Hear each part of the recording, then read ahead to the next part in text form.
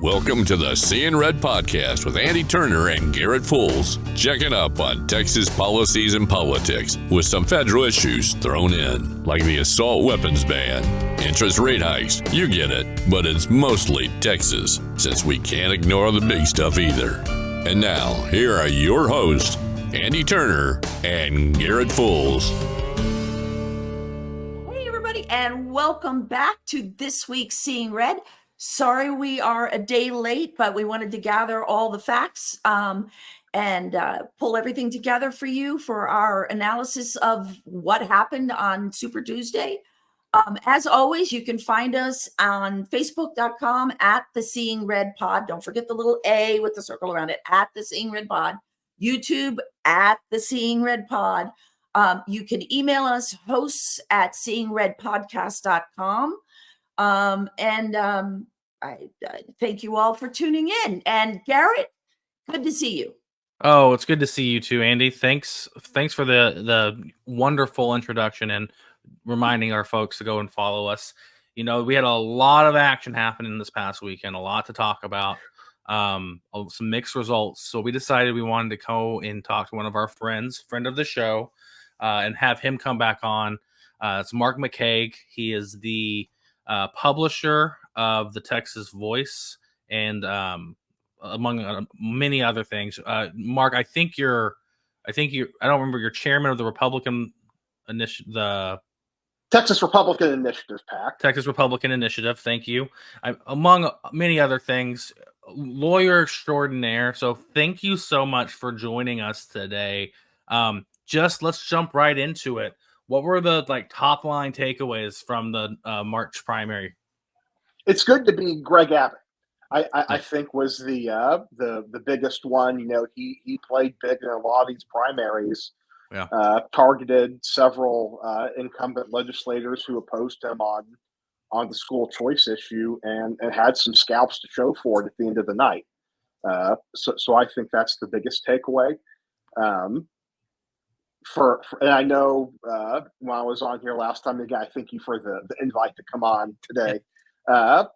You know, you see groups like Pale Horse Strategies / Texas Scorecard / Defend Texas Liberty / Texans Unite for Conservative Majority / whatever they call themselves next week.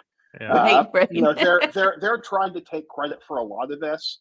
And they did have a couple of wins, but I don't think that their efforts were nearly as successful as they're trying to spin it.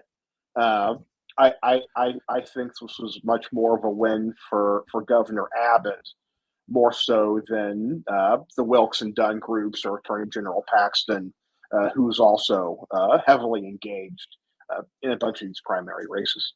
Yeah, I think, obviously the governor did, in his team with his endorsements, got a huge amount of victory on primary day. The interesting things to me were Dan Patrick also did pretty well. Yeah. He didn't endorse in nearly as many races. President Trump did really well, but if I remember looking at it, I think Trump and Abbott only didn't endorse the same way in one race, and it was a weird one. So, since Abbott did well, Trump was going to do well. So of course, but there were some other big winner was, I think, Jordan Berry, consultant. I don't think any of his clients lost. So there's a lot of things to look at going into, what happened, but there was a seismic shift in the makeup of the House coming in next session. But I think it's important to note that for some of these challengers who won, but also for incumbents, there's going to be a hard-fought general election. And in a year with Trump on the ballot, Texas Republicans haven't done particularly well. I think we lost, or Trump in the White House. We kind of held in 2016, lost a ton in 2018, barely held on in 2020.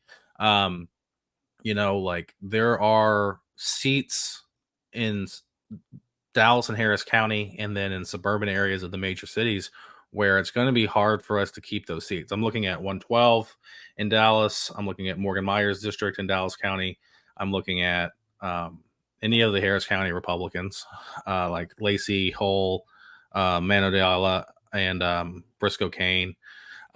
These are all going to be seats. Lujan over in Bexar County. These are all going to be seats that are going to be hard to hold on to. So there's a lot of conversation about from the school choice people, because they did have a victory tonight, right? They did. Oh, absolutely. I mean, if we're talking about like big winners, the school choice advocates, huge win for them.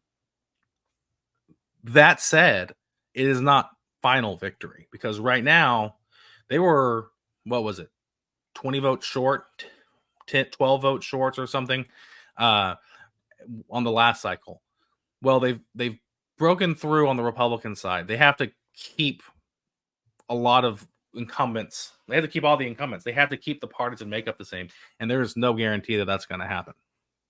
No, and just some of those races you talked about. I live in Harris County. I live in Representative Hall's district. I think in November she's going to be fine. The Harris County race is in November. Obviously, we have to put our best foot forward. We can't take those races for granted, but I think we're going to be okay in Harris County. But as far as the competitive races in November, certainly Representative Lujan's race in the San Antonio area, Representative Jamie Lopez, who represents a piece of Cameron County and Willacy County down in the valley, Harlingen, Raymondville, that area that she represents. That one's going to be important to keep. Like you mentioned, Dallas County Representatives Button and Meyer, I think both of them have tough races. So there's certainly defense we're going to have to play. There are some pickup opportunities. I know House District 80, where former Uvalde Mayor Don McLaughlin came out of the Republican primary without a runoff. That's currently held by Democrat State Rep Tracy King. That's a potential pickup opportunity. I know there's a race in Corpus Christi, Nueces County, where State Representative Abel Herrero is retiring. Former State Representative Solomon Ortiz Jr. is the Democratic nominee. I know that there's a strong Republican nominee down there. So that's a potential opportunity. I know that State House District 74 out in far west Texas, represented by Eddie Morales, a Democrat from Eagle Pass, has a strong Republican challenger as well. So I do think there's some pickup opportunities in addition to the defense we're playing. But no, obviously, if I had to guess, I think school choice passes next session.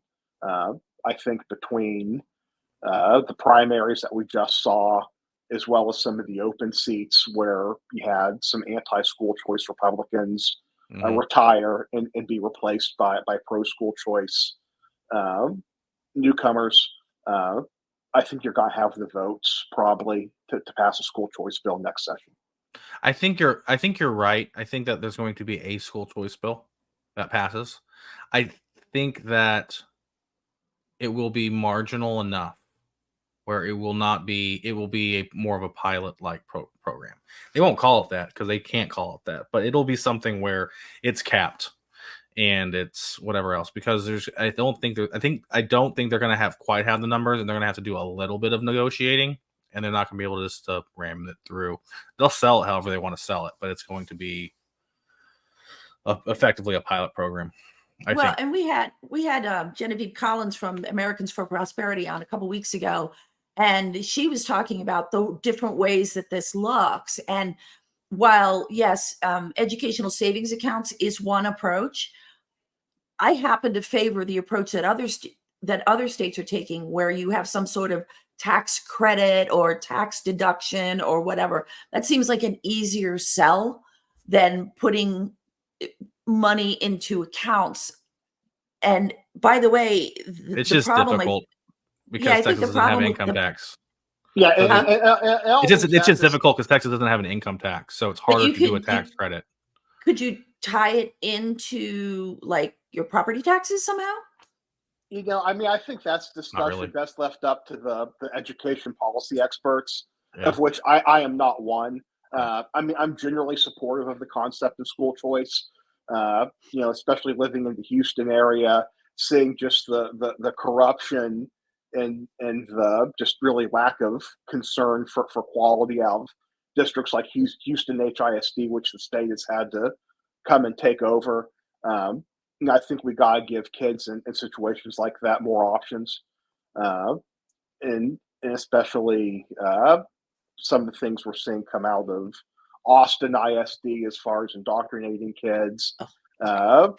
It's all a mess. Just the teachers unions and the stuff they're pushing. I think the conversation about how to give parents more opportunities to ensure that their children have a quality education is a good conversation to have. Specifically, what that legislation will look like at the end of the day. There's lots of smart people who live and die on education issues. So I will, defer to them on the specifics of what that's going to look like too. Some of the political realities of what certain members have to do for their districts. So I think at the end of the day, we will see a school choice bill of some sort. But as far as tax credits versus vouchers versus whatever Right. Yeah, I'm they with might you. come I'm up with with, I don't know. Well, let me move into a subject that you do know a little more about. So Trump, big win, Super Tuesday. Biden, big win, Super Tuesday. Pardon me. I am curious.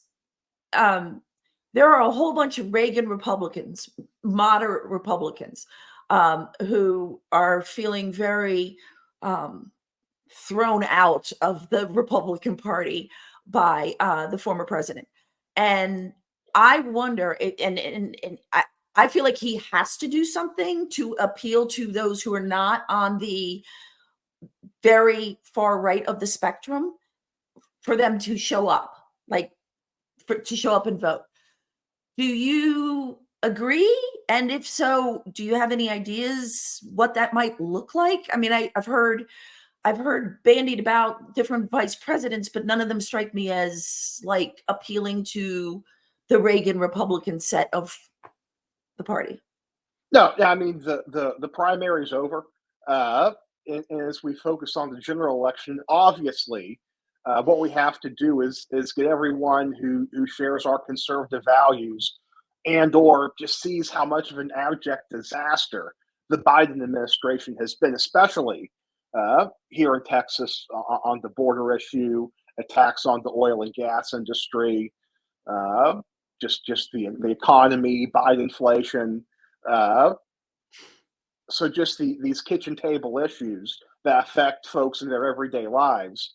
I certainly think that the party and our elected officials and our nominees, those are the things we need to focus on. And just yesterday, Senator Cruz came out with his Democrats for Cruz coalition, getting that ramped up, talking about bringing in sheriffs who've seen how the Biden administration's failure on border policy has negatively impacted their communities, business owners who are struggling because of the economy and the things that Biden has done to kill jobs and stifle economic growth and excessive regulations. So I think there are ample opportunities there if we get our messaging right.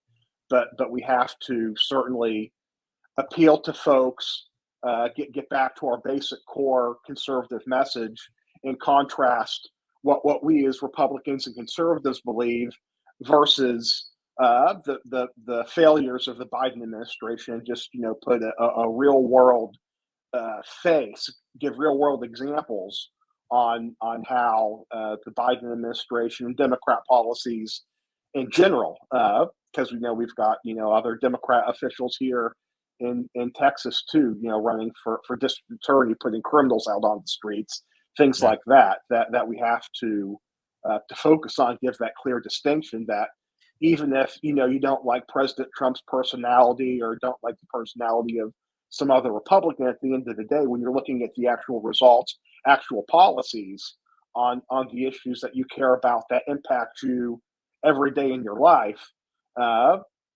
when you go to the ballot box, you got to vote for the one who's going to help you. So you think, just to sum up, like the Reagan Republicans leaving their house and going to vote in November is going to, the strategy should be concentrate on these issues that impact them, and that's going to motivate them to show up. Oh, absolutely. Yeah. Okay. Give them a reason to vote, because if you don't vote or vote for Biden, as bad as things, may be in your life, they're going to get a whole lot worse. And that, if you, by, going out and voting for your Republican candidates, we're going to have folks who are going to be serious about the border, who are going to, work to fix the economy, get things straightened up there, who want to keep our community safe, who want to make sure that your kids get a quality education. Those issues, you focus on those, and I think that's your recipe for success. I think that if there's something that's kind of not being talked about in this part of the conversation, is that there was a shift under Trump where, like, there was a realignment of the coalition, the voting coalitions of the Republican and the Democratic parties, where Republicans picked up a lot of Latino votes, a lot of white working class votes, and basically ceded a ton of white women votes. And it's kind of balanced out where that kind of in the Electoral College and how that, whatever else, where the race for the president will be close regardless. It'll be close. And what should kind of be noted is the coalition is not going to be the same coalition that voted in Ronald Reagan.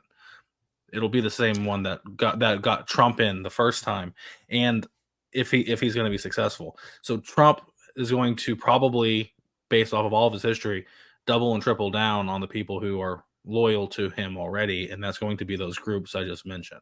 So you're not going to see an overarching appeal to the suburbs like you have from Republicans in the past. That's just not the strategy with Trump on the ballot, which is why I'm so concerned about these House races in these suburban districts, because these are districts that are historically Republican, but where we have ceded a lot around, and they're now highly competitive. So with Trump on the ballot, Trump is a motivating factor. He will motivate Republicans to go vote for him. He will motivate conservatives to go vote for him.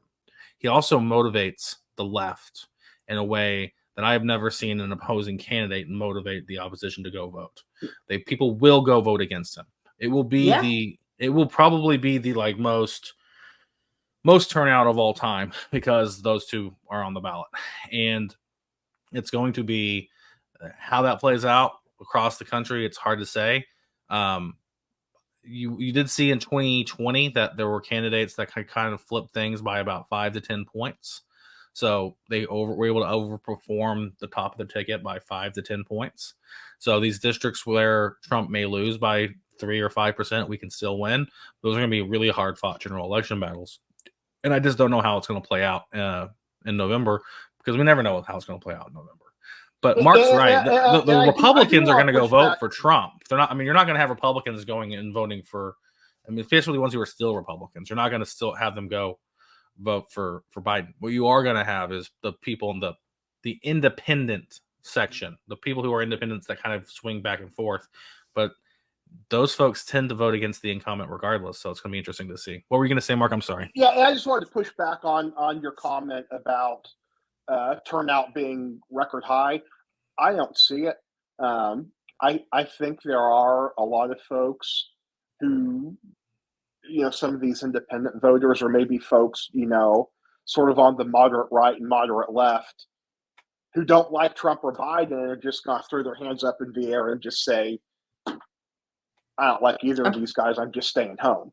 And that was my point. And I think that is going to benefit Trump, because I think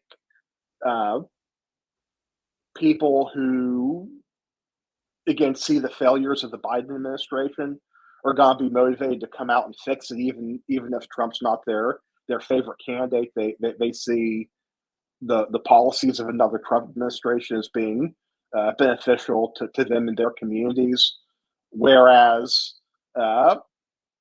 people who may be upset with Trump and can't vote for Trump aren't going to come out and vote for Biden just because they don't. They see him on TV and just say, hey, this guy can't, barely knows where he's at. I can't let this guy be our president again.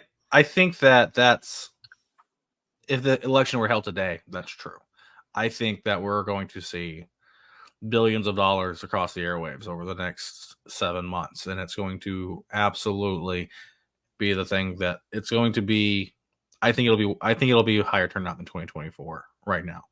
I could change my mind, and who knows, but regardless.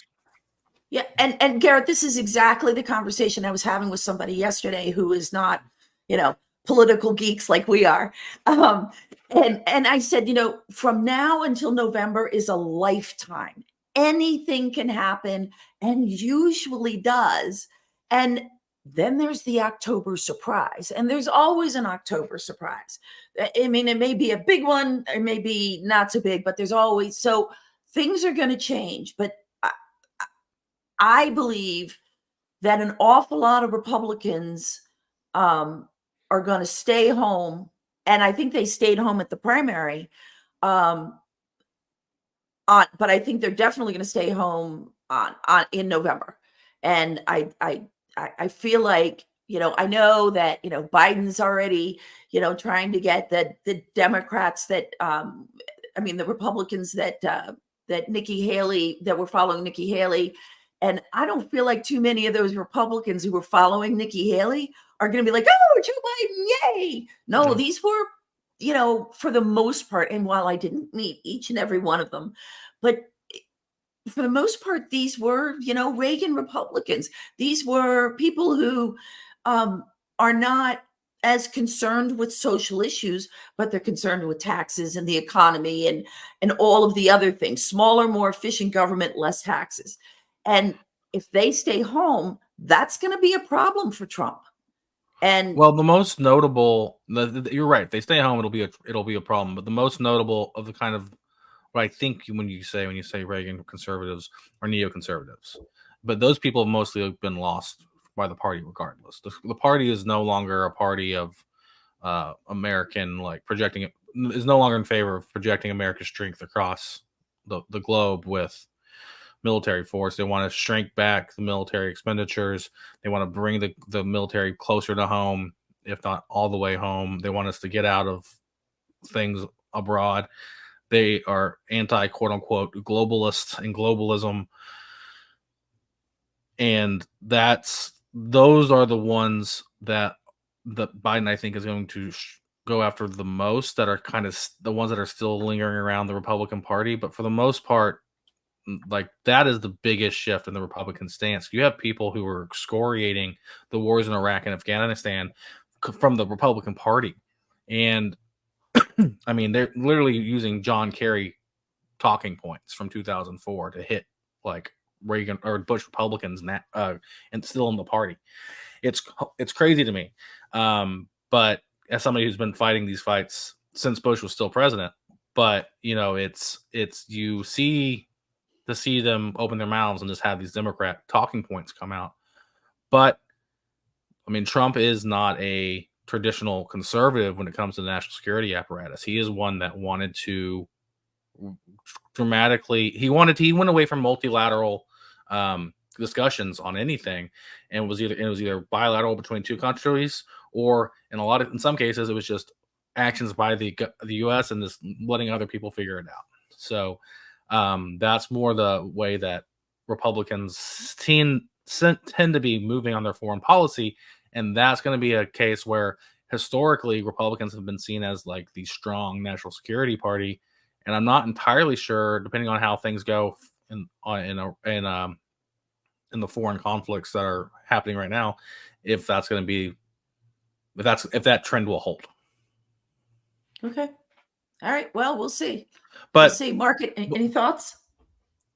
I'm not a big foreign policy guy, but there's always been discussions in the Republican Party about what is the conservative view on foreign policy, and what good foreign policy is.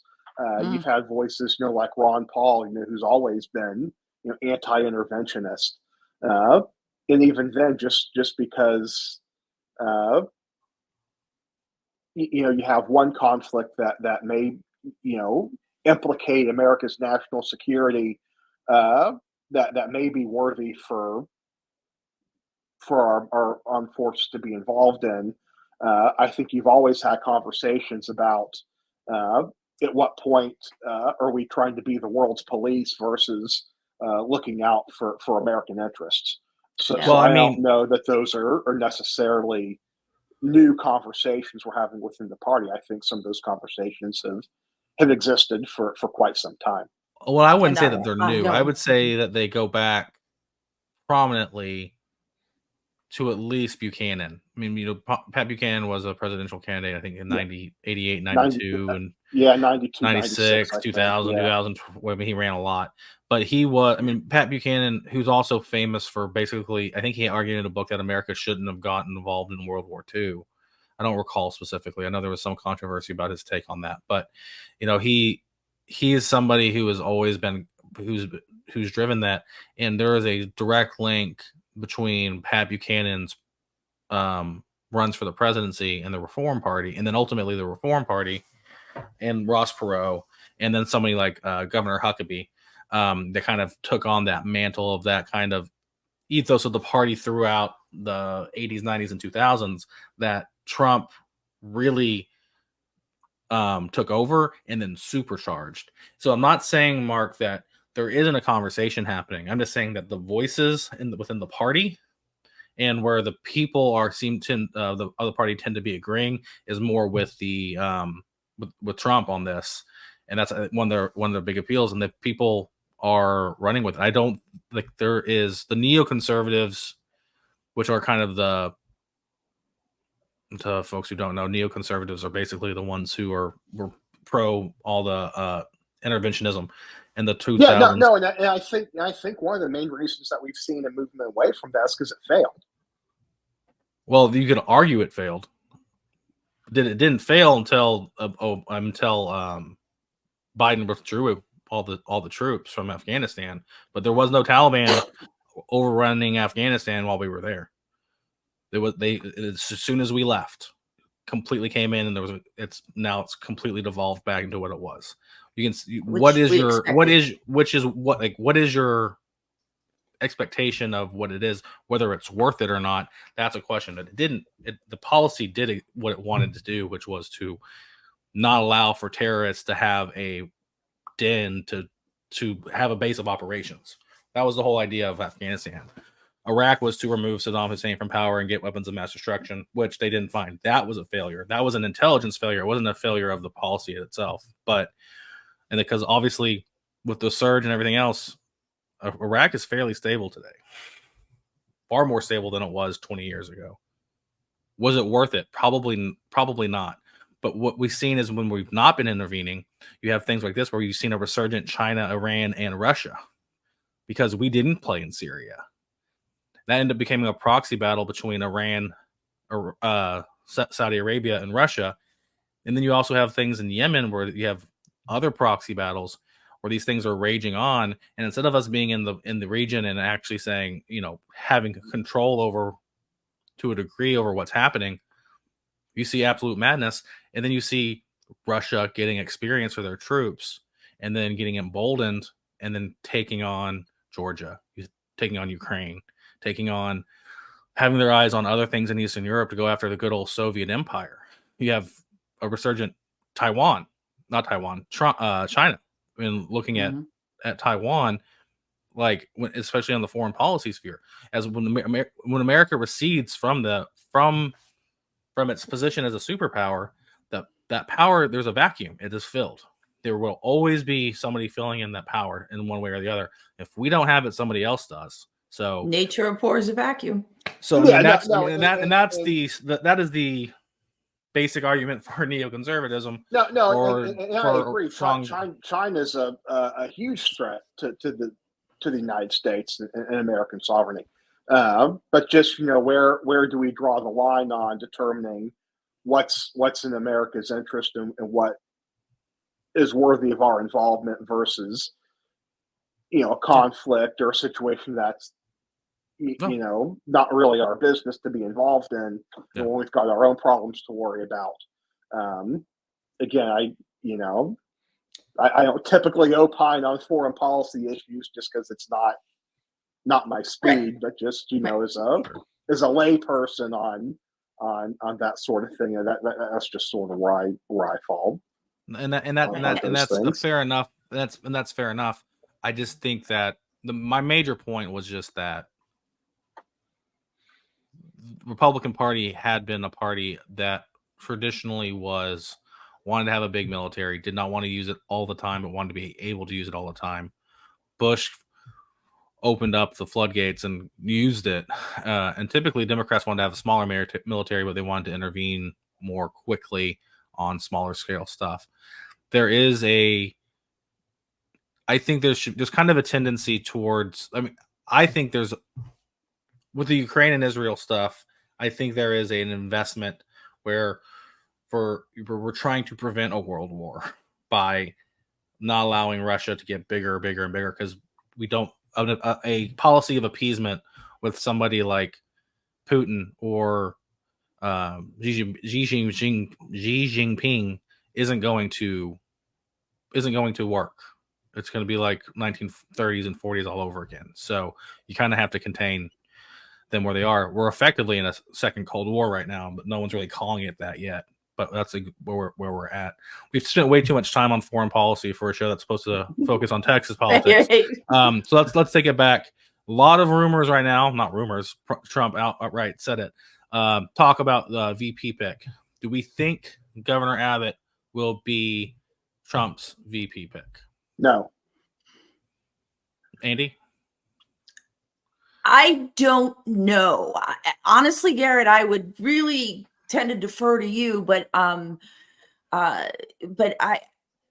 don't know who else he's considering. I don't think. Look, I am Governor Abbott's like chief cheerleader that never worked for him.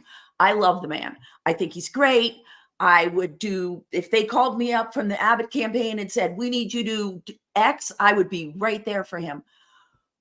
Yes, it gets him Texas, but he's already got Texas. He needs a VP, I think, that gets him something. It either gets him the moderates of the Republican Party, it gets him a difficult state. He needs a partner who gets him something that he doesn't already have.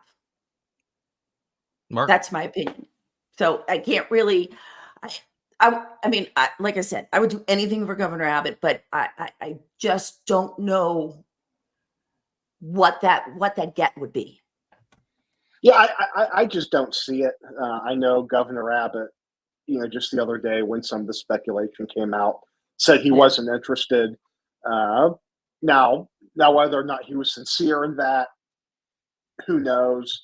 But I think just from the politics of it, I pretty much agree with Andi.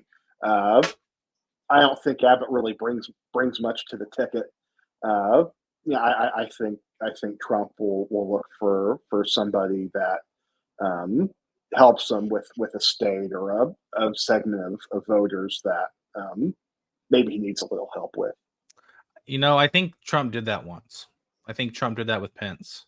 And it was probably more useful for him in 2016. But he also saw what that got him, and he doesn't like how that ended. Trump and Abbott seem to have a really strong relationship. Trump endorsed Abbott very early in the governor's race in 2022. And that was huge for the Abbott campaign. And Abbott came out and endorsed Trump, I think, at a time where it was very, very good for the Trump campaign to really put the nails in the coffin of the challengers this year. Trump loves loyalty, and he seems to really love Greg Abbott, and Greg Abbott's a winner. Greg Abbott's has run statewide, I think, 6 times, and he's won every time. Or maybe more, actually. I think he's maybe 7 or 8 times. If you count which you should, the Chief Justice. Go back to when he was on the Texas Supreme Court Attorney and then General, he ran on the district judge. Yeah. He was a elected state district judge in Harris County before that. Exactly. Like he's somebody who goes out and wins, and he's somebody that Republicans across the country respect, and who's obviously able to show that he can win among a large variety of Republicans in Texas. And Trump loves loyalty, and he loves a winner. So I think that Abbott is probably very high on VPs on the Trump list. And Abbott might be saying that he doesn't want it. Maybe he doesn't want it. But does anybody think that if President Trump asked Governor Abbott to be vice president, that he wouldn't do it? I don't know. It depends on how far he wants to take his career. Does he have presidential aspirations? If he really does not want to, be a part of DC, I mean, let's face it, if he wanted to run for congressman or even John Cornyn's seat, if he wanted to be in DC, he could have done that. And clearly the man knows how to run an election. I mean, a campaign. There is no doubt. And the people of Texas love him. So there's no question in my mind that he could do whatever he wanted. If he wanted to be in DC, I think he would be. I think. So go ahead. Well, so I think he was sincere when he said, no, I don't want it. Now, that said, I've said in my lifetime, I don't want to do this, and had people talk me into things, good things, talk me into doing things that turned out to be epic things. So, there may be further conversations and more appeals to him, and he may change his mind. Who knows? I've never met a politician that didn't think they could be president or want to be president, especially at that level. They all think they can do it, and they all think they probably should do it. And they all think that hope that the stars will align and they'll get it. So I don't know. I don't know anything, generally speaking. But yeah, I mean, I've got the utmost respect for the governor. I don't see him as a VP candidate. Last thing, or I guess, Andi, is there anything else we haven't gotten to that you want to talk about today? I think Dade Phelan is in the race for his life. That election was extremely tight. And now he's going for runoff, and I think he ended up at the end of the count. Mark, check me if I'm wrong, but he ended up just slightly ahead. He was behind, and I think, if I remember the numbers, he was and we're not talking many votes at all. I have to look, but I thought Covey came in first. I will defer to your numbers because I didn't write them all down, but so Paxton's going to be all in on this runoff, and let us hope that I think great. Speaking of the governor, I think he stayed out of this, and I wonder if he's going to have to make a decision. Yeah, I think he will. I don't know, and we'll see, but I think he will. I think something should be noted though is that runoff elections are wild. Yeah. Especially when election. You have no idea what's going to happen. Unpredictable. Yeah. You can look at the incumbent didn't get 50%. What's going to happen? I mean, there was a case a couple years ago where somebody got 49.8% and they ended up losing 55-45 in the runoff, right? They lost, things can happen in a runoff that don't It's make a any lifetime. sense. Well, Yeah. and remember It's a too, lifetime. Trump is not on the ballot in the runoff. Right. If the only, and I have to go back and look at Jefferson, Orange, and Jasper counties to see if there's any other local runoffs. But the race that's going to be dominating the conversation in those three counties is going to be the state representatives race. Mm-hmm. You're not going to have people coming out to vote for Trump. It's going to be coming out to vote for Dave Thielen, or really against Dave Thielen, because I don't know that many people are coming out to vote for David Covey.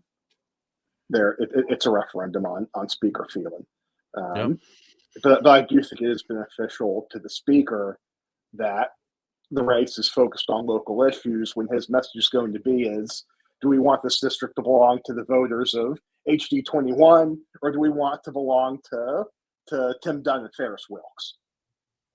Or yeah, exactly. I mean, Good that's point. what if you think the mail was intense and the TV ads and everything was intense for the general election, now there's only like one race in each of these areas, and they're going to have millions of dollars to spend.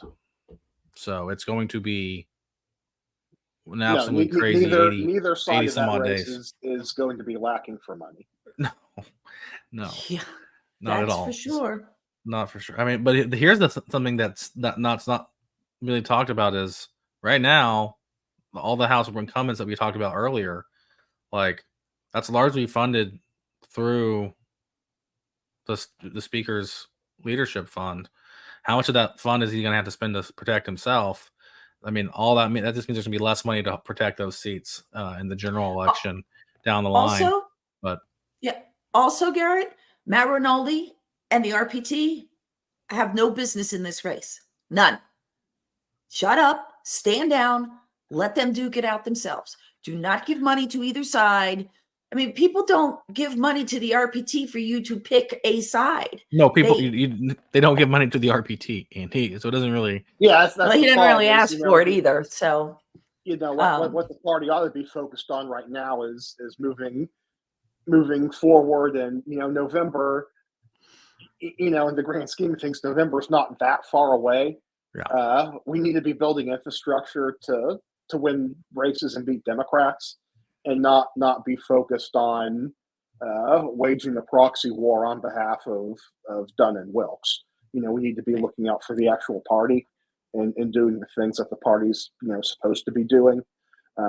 So we need to be giving our precinct chairs, our grassroots activists, the tools they need to organize their precincts, organize their counties, organize their communities to get the vote out to beat Democrats, and not be worried about who censured who, or who's Republican enough.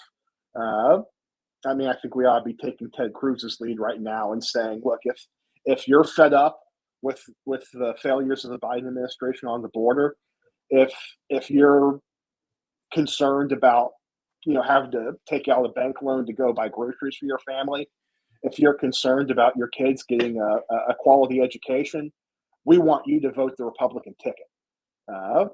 That's what the party's messaging needs to be right now, is focused on getting people to vote for Republicans, and showing how our values and how Republican policies will positively impact your life, and how the Biden administration and Democrats have failed you and your families. That's what the conversation from the party needs to be. Now, will it be that? Let's be real here. Under this current leadership in the party, probably not, because they've showed, nearly zero interest in actually using the party to beat Republicans and differentiate between Republican policies and Democrat policies, and why you should vote for Republicans. They're more, concerned about talking about how our Republican elected officials suck, instead of how the Democrat elected officials suck, which, just one, it's not true. We've got, Texas is the beacon of the nation for a reason, because we have solid conservative elected officials who've delivered on the promises they made to their voters, and that's why they continue to get reelected. And second of all, again, these many failures that I've harped on several times in our conversation here. Those are avoidable if you elect Republicans instead of Democrats. Those are the things we should be talking about. They should be. I agree. That's probably what we're going to transition to. Some of us will sooner than others, but and then finally we'll do it after the runoffs. Mark, publisher of the Texas Voice. What's out all right currently, and what's coming? What's in the pipeline? What can we expect to hear from you soon? Over the last several weeks, the focus of the Texas Voice, was writing about some of these primary races, talking about some of the candidates that were on the ballot. Moving forward, obviously we got, a set of runoffs coming up, be writing about those, have conversations about things going on within the Republican Party of Texas. We have a state convention coming up in May, so you've got, issues related to that. And again, too, just probably be writing more about policy as we get into the election and writing about how our Republican candidates are delivering and talking about policy from one perspective, and talking about how that differs from other candidates on the ballot, and how their policy has impacted the state. Excellent. Awesome. Well, thank you so much for joining us, Mark. We have always enjoyed it when you're able to come on. You can find, what was the website address for all your things? It's thetexasvoice.com, thetexasvoice.com. Go on there, subscribe to the email list, get every new article delivered straight to your inbox. That's how I get them. That's the way to do it. And it's certainly, appreciate everyone reading the Texas Voice and spreading the word about us, spreading articles. It's just trying to get good content out there and get as many eyes on it as we can. Cool. Well, thank you so much for joining us, and thank you so much for writing and doing all the stuff you do as an activist and as a commentator. Andi, did you have one last thing before I close this out? Just to remind everybody to hit that subscribe button. Okay. Well, hit the subscribe button, follow us, and follow us on Twitter, because that's where we're going to announce things like this week, where we announced on Monday or Tuesday that we'd be releasing this episode a little bit late. You want to make sure you're up to date with what's going on, see what we're talking about, jump into the craziness that is hashtag TexLedge Twitter. Come join us over there, and follow us on YouTube or on the audio podcast of your choice. But we thank you so much for joining us today. We'll see you next Wednesday. We're not sure who our guest is yet, but if you have a suggestion, shoot it to us in our messages, our DMs, or at hosts@seeingredpodcast.com. But until then, we'll see you next week. Bye, guys. Bye, guys. You've been listening to the Seeing Red podcast. It's always Texas politics and beyond. We present the facts and opinions. The Seeing Red podcast with your host, Andi Turner and Garrett Fulce. Thank you, and tune in next week. And please do us a favor, hit the subscribe button so you don't miss a single episode.